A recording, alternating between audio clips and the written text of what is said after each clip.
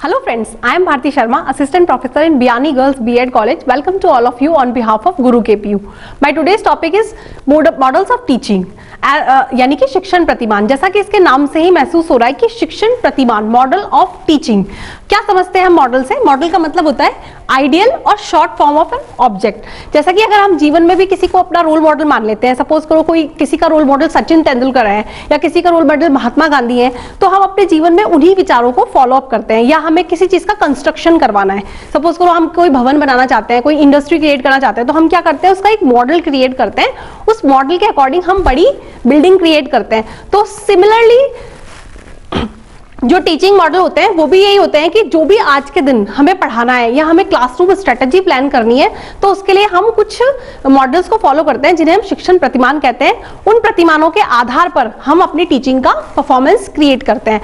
इसकी जो main basic element होते हैं, एलिमेंट्स ऑफ मॉडल्स, नंबर 1 होता है फोकस। फोकस यानी उद्देश्य, कि आज जो हम क्लासरूम में पढ़ाने वाले हैं उसका उद्देश्य क्या है, उस आधार पर हम अपनी टीचिंग स्ट्रेटेजी प्लान करते हैं। तो दूसरा एलिमेंट हो जाता है सिंटैक्स।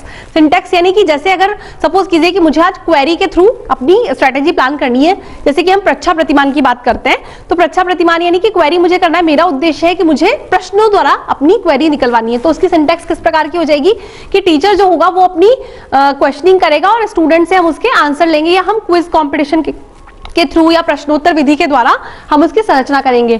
फिर उसका थर्ड हो जाता है कि उस संरचना के आधार पर सोशल सिस्टम यानी कि सामाजिक प्रणाली कैसी होगी। और सामाजिक प्रणाली किसकी होगी, क्योंकि हम कक्ष की बात कर रहे हैं, तो जो सामाजिक प्रणाली होगी वो होगी स्टूडेंट और टीचर के बीच में। यानी कि जो क्लासरूम इंटरेक्शन होगा वो किस प्रकार का होगा। अगर हम क्वेरी मॉडल ले रहे हैं तो क्वेरी मॉडल में जो क्लासरूम इंटरेक्शन होगा वो होगा प्रश्नों के माध्यम से, तो वो इंटरैक्टिव हो जाएगा, यानी कि कक्ष वेरी एक्टिव हो जाएगी, जिसमें टीचर होगा वो एज अ क्वेश्चनर होगा और स्टूडेंट जो होंगे वो उसके आंसर्स दे रहे होंगे। उसके अकॉर्डिंग हमारी हो जाती है, हमारा फोर्थ हो जाता है सपोर्ट सिस्टम। सपोर्ट सिस्टम यानी कि कैसे हम इवैल्यूएट करेंगे कि जो भी हमने मॉडल लिया है वो कितना सक्सेसफुल हुआ है।